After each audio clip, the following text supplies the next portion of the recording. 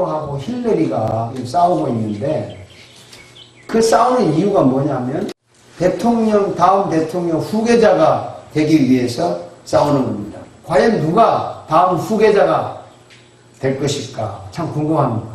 어쨌든 그 후계자가 되는 것은 굉장히 영광스러운 일입니다. 여러분은 누구의 후계자가 되고 싶습니까? 제가 오늘 여러분을 멋진 후계자가 되도록 만들어 드리겠습니다. 아멘. 오늘 읽은 말씀은요, BC 850년 경이라고 합니다. 역사적으로. 남쪽은 유다고 북쪽은 이스라엘이라고 하는 이 민족이 두 개로 갈랐었습니다. 그때 당시의 이야기인데 그때 최고의 그 선지자가 누구냐면 엘리야였습니다. 하여튼 뭐 엘리야의 그 역사와 유명한 그 업적은 열왕기 상을 읽어보면 대단합니다. 근데 이 엘리야가 이제 죽을 때가 돼서 천국에 갈 때가 됐습니다. 그래서 자기 후계자에게 이 사역을 이제 물려줘야 하겠는데 이 후계자를 하나님이 정해주셨어요. 하나님이 정해주셨는데 이렇게 합니다. 열왕기상 19장 16절에 보면은 너는 또 nim시의 아들 예후에게 기름을 부어 이스라엘의 왕이 되게 하고 또 아벨몰라 사밧의 아들 엘리사에게 기름을 부어 너를 대신하여 선지자가 되게 하라. 이렇게 후계자를 하나님이 선정해 줍니다. 그래서 엘리야가 엘리사에게 기름을 부어서 후계자로 지명을 합니다. 그런데 일단 후계자로 지명을 받으면요, 이제 후계자 자격이 되는지 안 되는지 검증을 해야 되지 않습니까? 우리나라에도 뭐 국무총리 이렇게 지명을 하면은 국회에서 청문회를 통해서 검증을 하지 않습니까? 그것처럼 엘리사도 이제 검증을 받아야 돼요. 이 검증을 받지 못하면 후계자의 주위에서 탈락을 할 수가 있습니다. 엘리 제사장의 후계자가 그 홈리, 둘째가 이제 비느하스인데 애들이 그 잘못해가지고 탈락돼서 죽었죠. 우리나라 역사에 보면 사도세자도 후계자로 지명이 됐는데 탈락이 돼서 죽임을 당했습니다. 오늘 읽은 이 본문 말씀은요, 엘리사가 후계자가 되기 위하여 그 검증을 받는 그리고 인정을 받는 과정을 잘 설명하고 있습니다. 첫 번째 이제 엘리야가 출발하는데 엘리사가 끝까지 따라갑니다. 한번 읽어보겠습니다. 엘리야가 또 엘리사에게 이르되 청하건대 너는 여기 머물라. 여호와께서 나를 요단으로 보내시느니라. 그가 이르되 여호와께서 살아계시니라. 당신의 영혼이 살아있음을 두고 맹세하노니 내가 당신을 떠나지 아니하겠나이다 하는지라. 이에 두 사람이 가니라. 이 엘리야가 처음에 길갈에서 출발하죠. 오늘 본문에 보면 너 여기 머물러 엘리사. 그랬더니 아닙니다. 따라가겠습니다. 또 베델로 갔습니다. 너 여기 머물러 따라오지 마라. 아닙니다. 따라가겠습니다. 그 다음에 베델에서 나 지금 요단으로 갈 텐데 너 제발 여기 좀 머물러라. 따라오지 마라. 그런데 이 엘리사가 끝까지 내 맹세하는데 따라가겠습니다. 이렇게 합니다. 자, 이 후계자가 전임자의 말을 순종해야 됩니까? 거절해야 됩니까? 순종하면 따라오지 말아야 되잖아요. 그런데 이거 어떡하냐? 이게 따라가지 말아야 되냐? 따라가야. 이 소위 말하는 순종해야 되냐? 불순종해야 되냐? 하는 선택을 해야 될 순간이 왔습니다. 그런데 이것은요, 순종과 불순종의 문제가 아닙니다. 아니고 이 후계자의 인격에 관한 질문을 한 거예요. 엘리야가. 후계자의 사명과 인격에 관한 문제인데 이 엘리사는 자기 후계자이기 때문에 끝까지 마지막까지 전임자를 떠나지 않고 함께 가겠다고 말합니다. 여기에서 이제 그 후계자로서의 인격이 나타납니다. 그 후계자의 인격은요, 마지막까지 떠나지 않고 함께 있는 것입니다. 엘리사는 끝까지 떠나지 않고 함께 했습니다. 이것이 그 후계자의 인격을 말합니다. 그래서 이제 엘리야가 포기를 하고 그러면 좋다. 너 소원이 뭐냐? 마지막에 이제 축복을 하려고 소원을 말해보라고 합니다. 엘리사가 당신의 능력을 2배로 주옵소서 이렇게 소원을 말하죠. 다 같이 읽어봅시다. 9절입니다. 겉놈의 엘리야가 엘리사에게 이르되 나를 내게서 데려가면 당하기 전에 내가 내게 어떻게 할지 구하라. 엘리사가 이르되 당신의 성령이 하시는 역사가 갑절이나 내게 하소서. 왜 이게 2배를 달라고 했을까요, 여러분? 이왕이면 5배, 예? 이왕이면 뭐 10배, 이왕이면 100배 이렇게 달라고 할 수 있는데 왜 하필이면 2배를 달라고 했어요? 여기에 그 후계자로서의 실력이 나타납니다. 이 실력이라는 건 굉장히 중요한데요. 일반적으로 성경에 장자가 되거나 후계자가 되면 2배로 재산을 물려줘요. 그게 성경에 나와 있습니다. 한번 우리 천천히 읽어볼까요? 어떤 사람이 2 아내를 두었는데 하나는 사랑을 받고 하나는 미움을 받다가 사랑을 받는 자와 미움을 받는 자가 둘 다 아들을 낳았다가 그 미움을 받는 자의 아들이 장자이면 이게 이 나쁜 놈이야, 이놈이. 신명기에 보면 2 아내를 뒀는데 하나는 사랑을 받고 하나는 미움을 받고. 그럼 2 아내를 왜 주냐? 왜 두냐? 차라리 둘 다 사랑하면 몰라도. 어쨌든 이 나쁜 놈이 했는데 미움을 받는 자의 여자가 애를 먼저 낳아서 장자가 된 거예요. 장자가 됐으니까 어떻게 하라고 하냐면 반드시 그 미움을 받는 자의 아들을 장자로 인정하라는 거죠. 먼저 낳았으니까. 자기의 소유에서 그에게는 2 몫을 주라. 2배를 주라고 했습니다. 장자에게는 2배를 주라는 것이 그는 자기의 기력의 시작이다. 장자의 권리가 그에게 있습니다. 이게 율법에서 이렇게 말해요. 하나님이 이렇게 만들어줬어요. 그런데 이게 엄청난 사건이 하나 있는데요. 야곱의 장자가 르우벤입니다.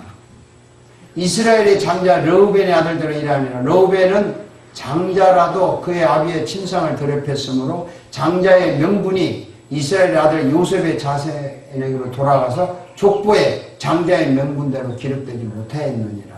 이건 무슨 말이냐면 르우벤이 장자인데 아버지 친수를 더럽혔다고 해서 장자의 권리를 박탈당했어요. 그래서 장자의 권리를 누구한테 줬냐면 요셉에게 줬어요. 요셉은 11번째입니다. 그렇죠? 근데 에스겔서에 보면 다 읽어봅시다. 주 여호와께서 이같이 말씀하셨습니다. 너희는 이 병례성대로 이스라엘 12지파 이 땅을 나누고 기업이 되게 하되 요셉에게는 2배로 주라. 장자 후계자에게 2배로 주라고 말합니다. 엘리사가요, 왜 2배를 달라고 했냐면 자기는 성경에 기록된 율법을 알고 있는 거예요. 후계자로서. 물론 소원을 말하라고 할 때 후계자가 돼가지고 엄청나게 많은 걸 받아서 전임자보다 더 잘하고 싶은 욕망이 생기지 않았겠습니까? 그런 욕망도 있고 그래서 더 많이 욕심대로 구하고 싶지만 자기가 알고 있는 성경에 대한 지식은 후계자는 2배를 요구해야 된다. 이걸 알고 있는 겁니다. 그래서 자기의 욕심이 아무리 많고 욕망이 커도 성경에 근거해서 요구해야 된다는 걸 알았다는 거죠. 그래서 2배를 달라고 말했습니다. 이것이 후계자의 실력입니다. 성경에 관한 실력이에요. 후계자는 전문 실력이 있어야 돼요. 그냥 뭐 후계자가 되는 거 아니죠. 후계자는 성경을 꿰뚫어 보는 실력이 있어야 돼요. 그래서 이 성경대로 요구했기 때문에 엘리사가 응답을 받았을까요? 거절당했을까요? 받았습니다. 받았죠. 성경대로 기도한 요구는 반드시 응답을 받습니다. 아멘. 우리가 무조건 기도한다고 응답 받는 것이 아니고 성경대로 기도해야 응답을 받습니다. 그게 성경에 대한 실력이에요. 그래서 엘리사는 실력을 가지고 자로 인정을 받았습니다. 후계자로 합격했어요. 인격도 합격하고 실력도 합격했어요. 끝까지 함께 떠나지 않고 함께하는 인격과 성경을 꿰뚫어보는 실력으로 하나님의 율법이니까 인정을 받았습니다. 그래서 이제 엘리야의 겉옷을 자기가 가졌죠. 엘리야가 벗어놓고 갔는데 여러분 알다시피 그 다음 구절에 보면요. 엘리야는 하늘로 올라갔죠. 살아서 올라간 사람인데 엘리야의 마지막 기적이 엘리사의 첫 번째 기적과 겹칩니다. 그래서 후계자로서의 출발을 합니다. 한번 볼까요? 엘리야가 겉옷을 가지고 말아 물을 치매 물이 이리저리 갈라지고 두 사람이 마른 땅 위로 건너니라. 이 요단강을 엘리야가 이제 물로 쳐서 엘리사가 건너갑니다. 간 후에 엘리야는 하늘로 올라갔어요. 그 다음에 엘리사가 후계자로서 엘리야의 옷을 받아가지고 그 옷을 들고 다시 봅시다. 다시 읽어봅시다. 엘리야의 몸에서 들은 그의 겉옷을 가지고 물을 치며 이르되 엘리야의 하나님 여호와는 어디 계시나이까 하고 그도 물을 치며 물이 저리 갈라지고 엘리사가 건너니라. 이제 엘리사 혼자 이쪽에서 이제 그 물을 갈라서 건너갑니다. 그래서 엘리야의 마지막 기적이 엘리사의 첫 번째 기적과 동등한 성격인데 그렇게 해서 후계자로서 길을 갔습니다. 자, 이때부터 열왕기 하 2장 14절 이후에서 엘리사가 죽을 때까지 13장 21절까지 이 기록을 읽어보면요. 엘리사가 엘리야의 2배의 능력을 행했어요. 기적을 행했어요. 2배의 사건들을 행했어요. 그게 나옵니다.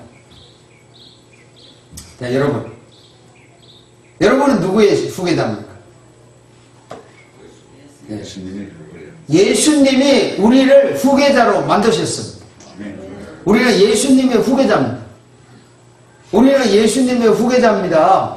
아멘. 이게 실감 안 나십니까? 그럼 실감 나게 가르쳐 드릴게요. 자, 한번 읽어봅시다. 그러므로 내가 이후로는 종이 아니요 아들이니 아들이면 하나님으로 말미암아 유업을 이을 자노라. 이 유업을 이을 자가 상속자죠. 이 후계자를 말합니다. 그래서 로마서에서 이렇게 외치죠. 자녀이면 또한 후사 곧 하나님의 후사요 그리스도와 함께한 후사니. 우리가 그리스도와 함께한 후사입니다. 후계자입니다. 여러분은 그리스도의 후계자입니다. 어떻게 우리를 후계자 삼았느냐 하면 굉장히 중요합니다. 어떻게 우리를 후계자 삼았느냐. 다 같이 읽어봅시다.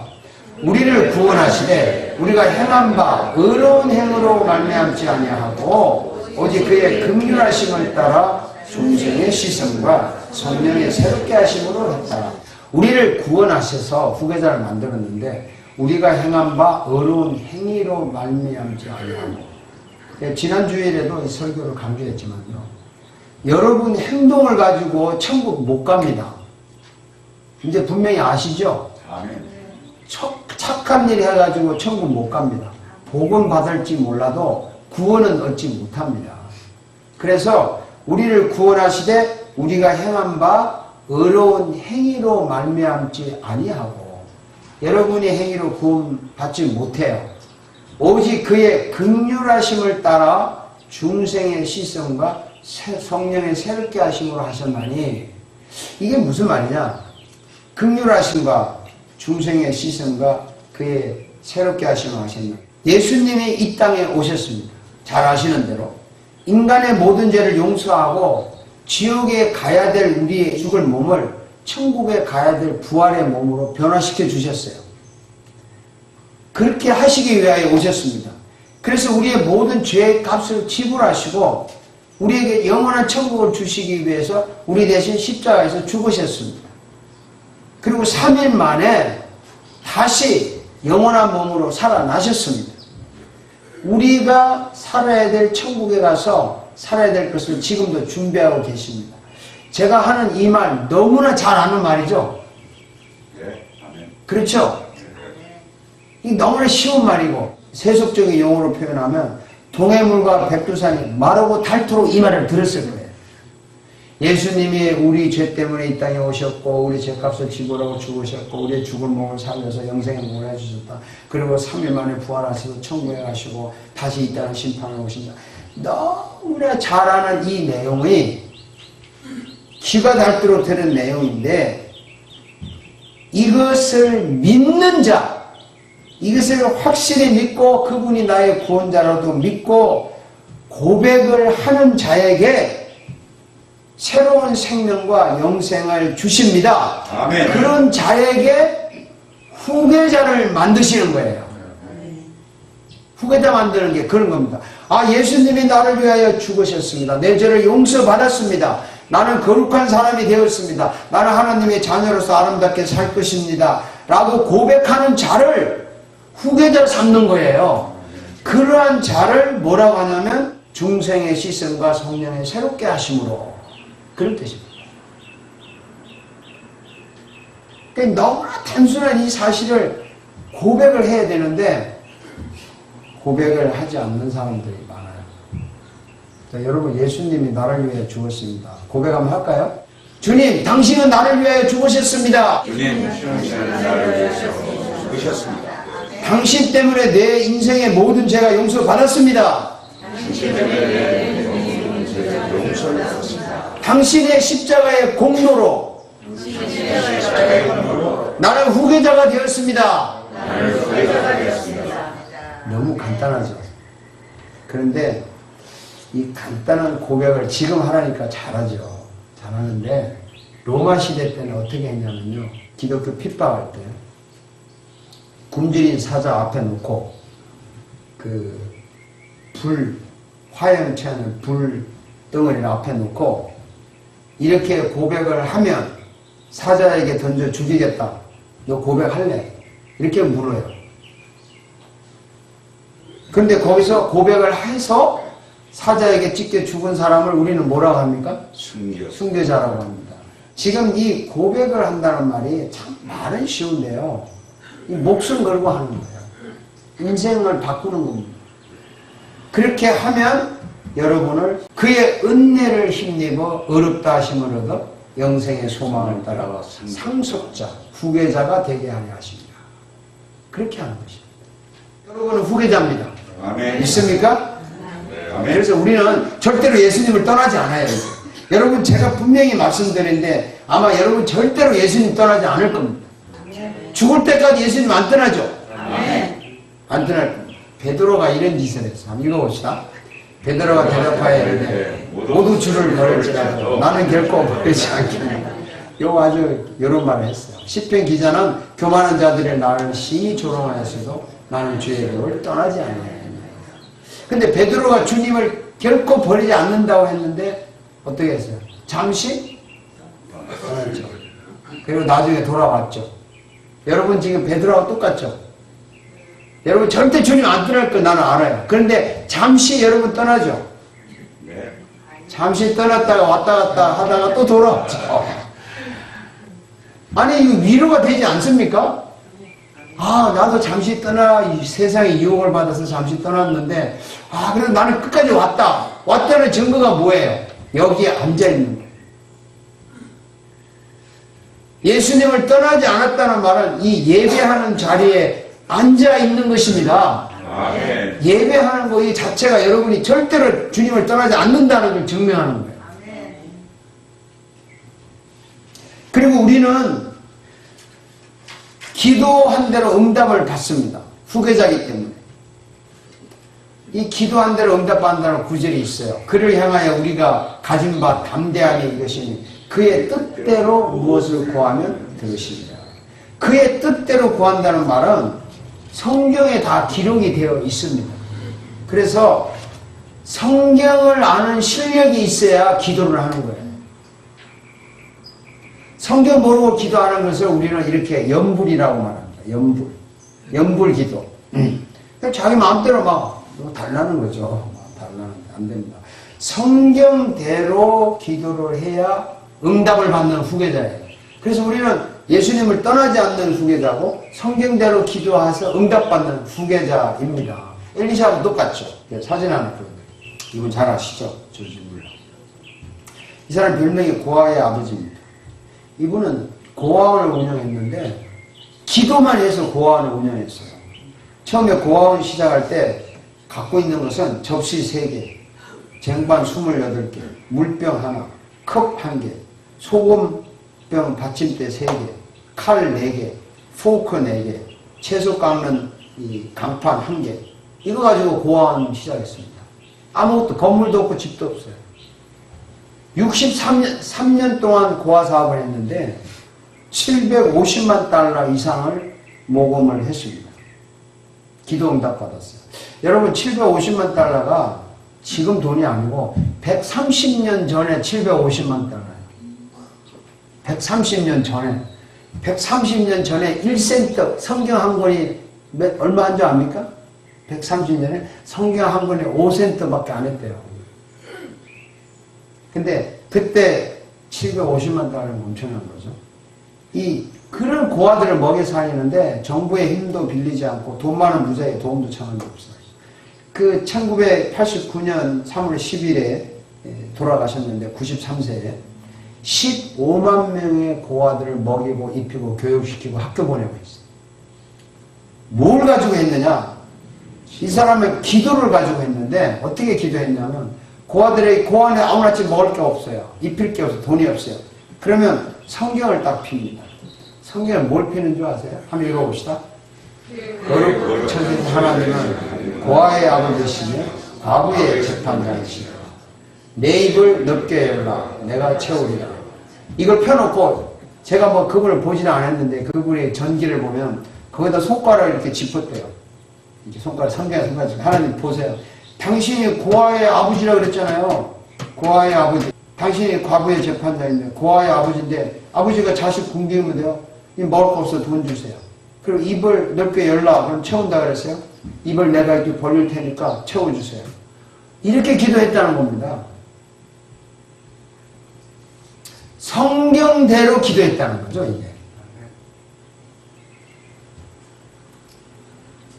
그래서 이렇게 엄청난 사업을 했고 지금도 고아의 아버지라고 부르죠. 여러분 기도하실 때 저나 여러분이나 이 성경을 펴놓고 손가락 대고 기도해 보세요.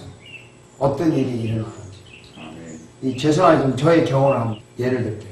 남의 얘기할 수 없고 제 경험이니까. 이 이사야서 한번 읽어봅시다.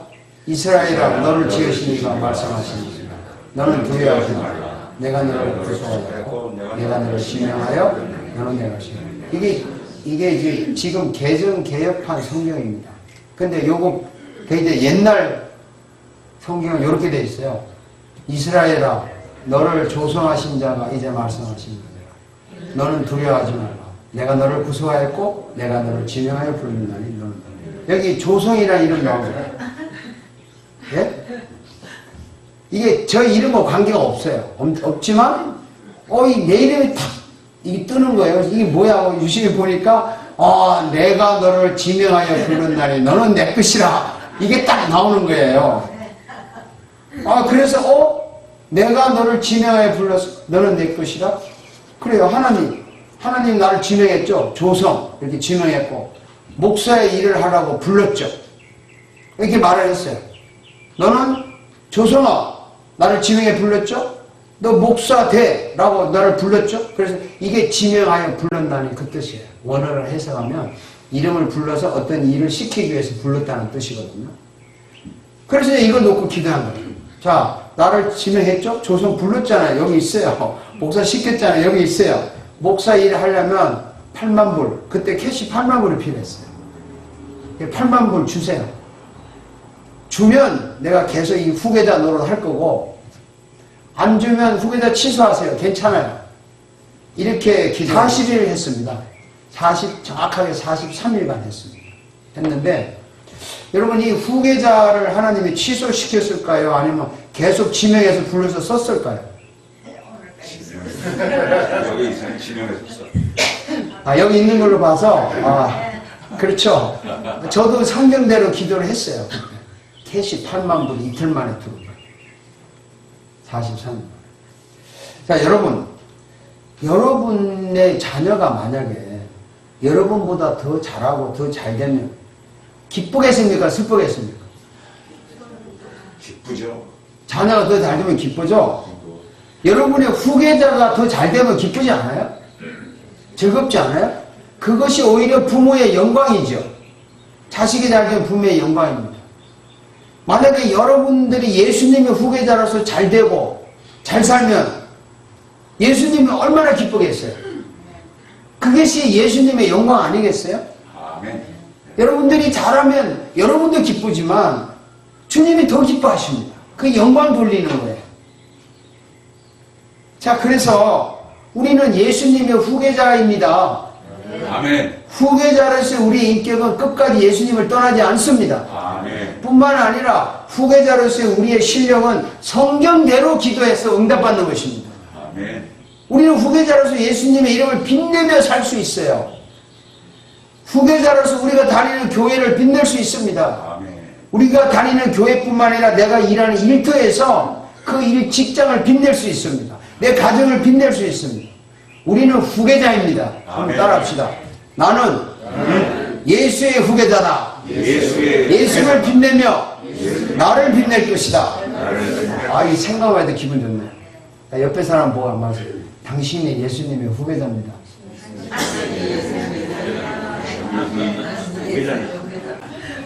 기도하겠습니다.